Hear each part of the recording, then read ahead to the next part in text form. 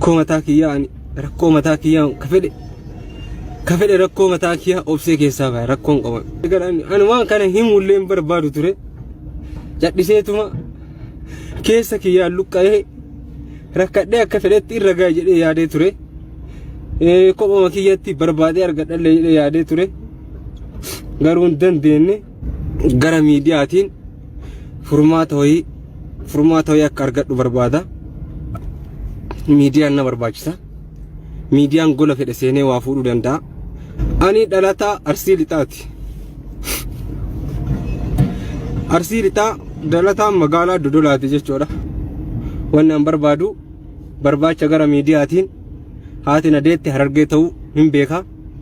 الشباب كفوني هرفتوني عبدو موبايل بيجار جرتمني كيسانو بجرتان بكر ديبي دانغارا channel ak yaaf tan sinin jeda warone rajal kabar ftaram mo abdou mobile app subscribe gorudan mati ke natan sinin jeda imin man dira imin man kam yu gara na nyata kaysatto ammo imin man dira diri roy du gara kaysatti bochi ol bafte media ratti okira mo ijarati mul'ifatte mbot jechuudha gara garumma dira fi dubartoota jechuudha dubartoonni yeroo hedduu ol baafatanii booyu dhiirri ammoo keessatti booyu jechuudha waan amma dubartoonni ol baasanii boo'an kan dhiirri illee bochi beeki gara keessatti bochi jedhama akka aadaa oromootitti illee jechuudha dhiirri yeroo ol baaftee bochu immoo gara nama nyaata jechuudha mucaan kun dirqiidhaan nama bochisaa dhugaa dubbachuu fi akka haadha isaa dhabeedha kan inni dubbatu inni godina arsii lixaatitti kan dhaladhe jedha arsii bahattitti dhaladhe dudulatti jedha akkasuma gartee akka haadha isaan arginidha akka gartee dhalatee uf beekee haadha isaatiin akka waliin arginidha abbaan kiyya moonatti himuu dida jedha haarti harfee ta'uu qofaan beekaa jijjigatti wal fuudhanii eegammoo abbaa kiyya wal bahanii wal dhabanii akkaataa addaan bahan hin beeku kanaafuu abbaan kiyya immoo walumaa galatti waan kana himuus hin barbaadu nu himuus didee nuti nama sadii kan haati kiyya nu dhalte obboleessi kiyya ka hangafa ammoo TBLFtu ajjeese gaafa master bilaanii guddicha yookiin ammoo gaafa gartee sabti hiriira walii gala TBLF tuna raajjeese jedha obboleettiin tiyya ammoo haadha tiyya nu barbaadettee na cingite anillee nin obsa dhiira isiin ammoo obsu dadhabdeeti teessuma na dhoorgite anillee yeroo hedduu wanni kun keessa kiyya na nyaate dirqama akka karaa miidiyaatiin barbaadadhu na dirqisiise jedheeti jira gosa abbaa isaa himatee jira haadha garuu maqaa qofaan beeka sanuu ollaa irraa hin nama biraa irraa dhagahee jedheeti jira maqaa qofa himatee harargee ta'uu qofaan beeka jedheeti jira haati tiyya waan feete haa taatu yoo duutes dhagahuun barbaada yoo jiraattes baruun barbaada keessattuu obboleettiin tiyya na cinqiteeti haadha sanii jirra abbaa kiyyarraa immoo abdii muradhee akkanaaf hin himne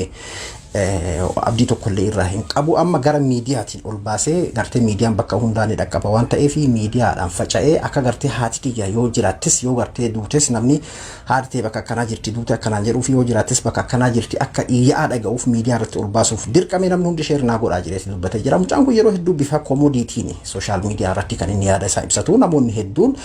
qoosaa siyaa turan jechuudha gaafa sanillee garuu kakateetii baay'ee tokko nama rifachiisa booyeeti jechuudha miidiyaa irratti haala kanaan dubbatee video isaa garuu nama hedduutu share godhee fi gara nama 80 ilaale Facebook isaa irratti page isaa irratti illee jechuudha akkasuma gara YouTube isaa irratti illee maxxanseeti jira anis share isaa godhuun barbaade baay'ee gara nama nyaata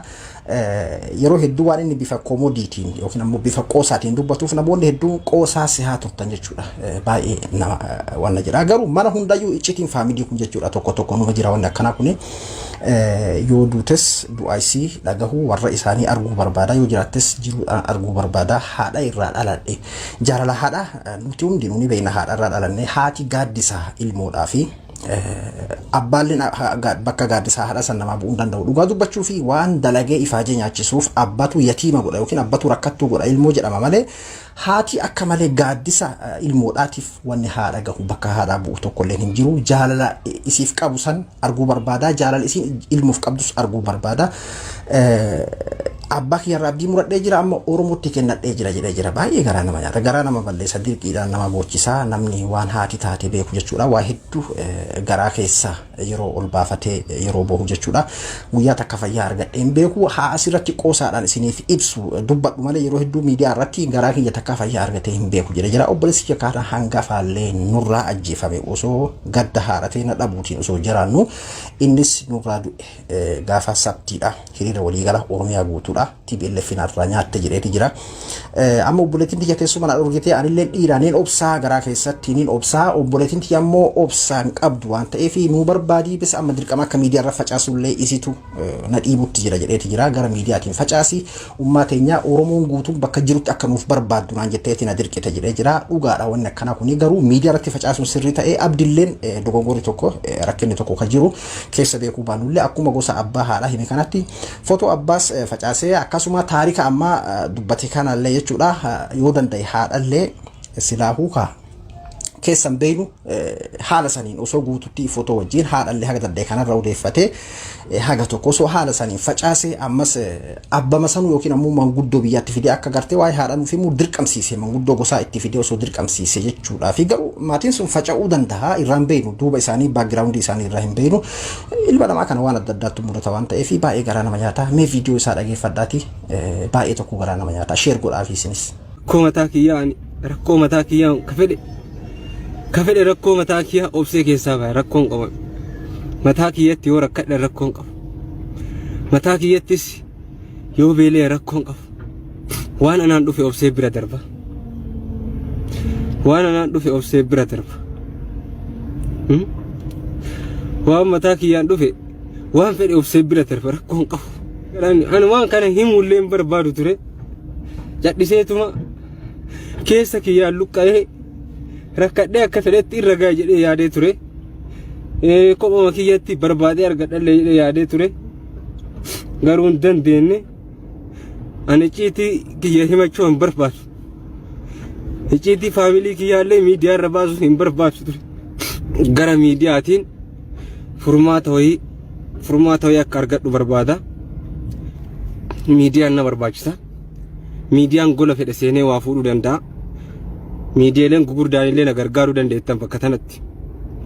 bakka tanatti miidiyaaleen gugurdaan illee na gargaaruu dandeettan jechuudha. Ani dhalataa Arsii Lixaati. Arsii Lixaa dhalataa magaalaa Dodolaati jechuudha. Kan dhaladhee guddadhee Dodolumatti. Haadhaaf abbaan kiyyaallee Dodolaa gosti isaa Sinaana jechuudha. Sinaana sheedama cinaadhaa namni beeytanii Sinaana jedhama. Inna haadhaaf abbaan kiyya daldalaa ture biyya Arabaa kanallee ture jira akkuma nama akkamii dalagataa biyya kana ture daldalaa ture jechuudha abbaan kiyya viidiyoo kana maqaa rabbiitiin sin kadhadhaa namni martinuu sheer godhaa na gargaara waan biraatiin miti sheer godhuuni na bira dhaabbachuudhaan na gargaartan jechuudha ani obboleessa hangafaa qaba waggaa lamaan irratti dhaladhe jechuudha waytuma biyya jiru san obboleessa hangafa anaga biyyaa ba'e waggaa sadii jechuudha obboleessa hangafaa kiyya kawaa maraa nu godhuu danda'u kawaa maraa nu gorsuu danda'u gaafa hiriira sanbata dhiqqa yaa rabbi amma sun darbe inni gaafa hiriira sanbata dhiqqaa magaalaa akka guutuu Oromiyaatti yaamame sani kan lubbuun isaa wareegamte kan darbite ka obboleessi waggaa lama kan irratti dhaladhu jechuudha gubata isaatiin waa baay'ee ta'ee jira waa baay'ee keessa seenee jira waa baay'ee yaadee jira jechuudha haati tiyya tana dhalte andiimaa gurraatti isiin beeku haadha tiyya tana dhalte jechuudha diimtuu taatee gurraatti taatee bifasiin taate hin beeku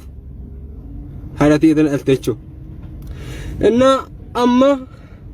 obboleettiin tiyya xiqqootuni yeroo baay'ee isiin narra cinqamti haadha fi kana barbaachuutti jechuudha narra cinqamti jechuudha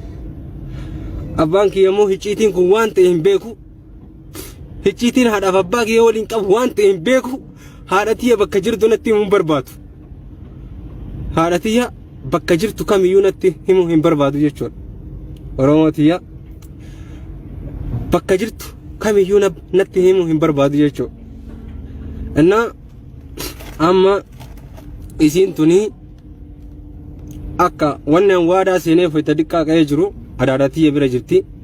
haadha isiitiin akka wal qunnamsiisuudha barbaade jechuudha anaafis haadha isiifis haadha waan kana barbaachuutti jira jechuudha andaladhe umrii kiyyarraa bakka nama waggaa meeqaa techoon kiyya umrii kiyyarraa bakka biyyan teenne rakkoon irratti hin argamne jiru rakkoon irra hin geenne jiru mootii gabiyya gabroomsa san jedhiiti obboleessa kiyya kan gafaa kana kawaan hundaan gargaaru obboleessi kiyya shufeeridha diqqeenarraan shufeerii ta'e sammoo akkootu guddise shufeeridha jechuudha haadha tiyyallee inni ijaan hin beeka yaani sirriitti beekuu abaatu malee hin beeka diimaa gurraatti isii anaa fi obboleettiin tiyya xiqqootu hin beeknu jechuudha isii arguu feena jechuudha maaliif jennaan sababa haadhaatiin waa baay'ee nurra ga'ee jira waa baay'ee geggeessine jechuudha guyyuu hadha bilbiltee gadda obboleessa kiyyaa wayita dagadhee jedhu amma isiin bilbiltee waa'ee haadha keenyaa kana yeroo baay'ee akkaaftan silaa mee takkaa tasgabbaa'ee dalagachuu barbaada amma obboleettii tiyya xiqqootu na cinqaara jechuudha anillee arguun barbaada akka nama tokkootti garuu obboleeyyan kiyyaa maafan gadhaa arguu dhabdeettanii nan gaafatina maafan gadhaa hin barbaadin jettanii nan gaafatina takkaa jireenya tasgabbaa argadhee hin beeku wannan barbaadu barbaacha gara miidiyaatiin haati na deette Harargee ta'uu hin beeka haadhaaf abbaan kiyya magaalaa Jijjigaatti akka wal fuudhan hin beeka akka achitti dhalan hin beeka abbaan kiyyas naggaaddee ture karaa Sumaalee nagadaa karaa Sumaalee keessa nagadaa erga biyya Arabaatii deebi'ee haadha tiyyaa fuudhee yeroo fuudhummaa haati tiyyallee naggaaddeedha jireenya dhuunfaa oofatti namni sadii ka irraa argame magaalaa Jijjigaatti ka wal horanii ergasii gara jireenya biyya keenya ka abbaa keenyaatti ka deebine anaa diqqaa ta'e haadhaaf abbaan kiyyaa ka gargar baanii jechuudha ka gargar baanii haadhaaf abbaan kiyya ka gargar baanii innaa anillee akkooti ya biraan deemaa biraan taa'u akkuma aga uf beekutti akkoo na barsiisee na guddiseedha haati abbaa kiyyaa jechuudha kanaafuu haadha dhabuudhaan rakkoo haadhaati osoo jirtu maan argatini maan barbaadini jedhan informationii kana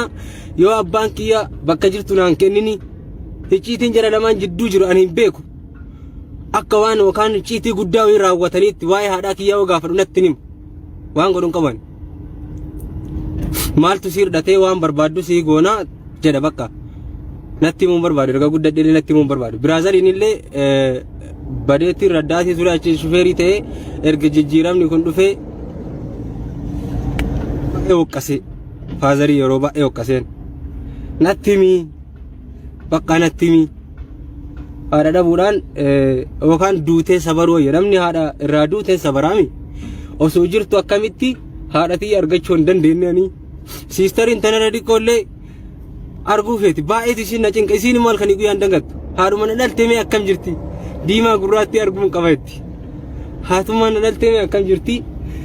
nama akkamirraa dhaladhe ani bakka yoo namarraa dhalatte san hin beekini silaan namarraa dhaladhe jettee aga of shakkitu takka geettaa jechuudha innaa haadhatii san tarraa dhaladhe arguun fedhaa ati yeroo tokko dubbattee zebanni tolee feesbuukiidhaan gara garaan dubbattee barbaaddee nu arguu dandeettaa innaa wannu garsiisi jetti siistariin tiyya jechuudha isiin immoo halkanii guyyaa waan kana afaan hin buufattu jechuudha ani immoo cakkanee baqqaamee jireenya dhuunfaa kiyyaa oofachuun qaba mee dura waa qabachuun qaba biyyatti yoo galillee waan ittiin isii barbaadu san argachuun qaba guyyaa mara boottee na boochiftee jechuudha siistarii yoo bilbiluuf Itoophiyaa jirti boottee na boochiftee jechuudha immoo abbaan kiyyaa osoo asiin qalte asiin miti osoo asiin qalte natti himuun barbaadu waan kana hundi isin himuu barbaadu osoo jira dhaabattee qaltee natti himuun barbaadu naggaaddee turanii gara biyyaas deebi'anii turanii akka icciitii dhaga'utti waggaa haga 3-4 biyya deebi'anii taa'anii turanii isiinis biyyi hin taanee fi haati na dhalte Harargee ta'uu hin beeka Harargeedha Harargee jechuun beeka maqaan isii immoo Jawaariyaa maqaa isii Jawaariyaa ta'uu dhaga'ee jira san immoo nama alaarraan dhaga'ee warroota san faazarii waliin Jigjigaa nagadan san dhagaa meeshaa garagaraa dalagan ture dukkaana qaban ture dur bara waggaa meeqa jechuudha umrii koo guutuu jechuudha ani hin beeytanii bakka abbaan akka haadhaa ta'ee waasii godhuu hin danda'u waan akkasii godhuu hin danda'u Oromooti jechuudha baay'ee rakkadhee jechuudha birrii hin qaba maallee wanta kanatti hin fakkaatu jechuudha Yokin hojjattu yokin baladhu lameen irraa tokko filadhu Sukumarra fakkaatu.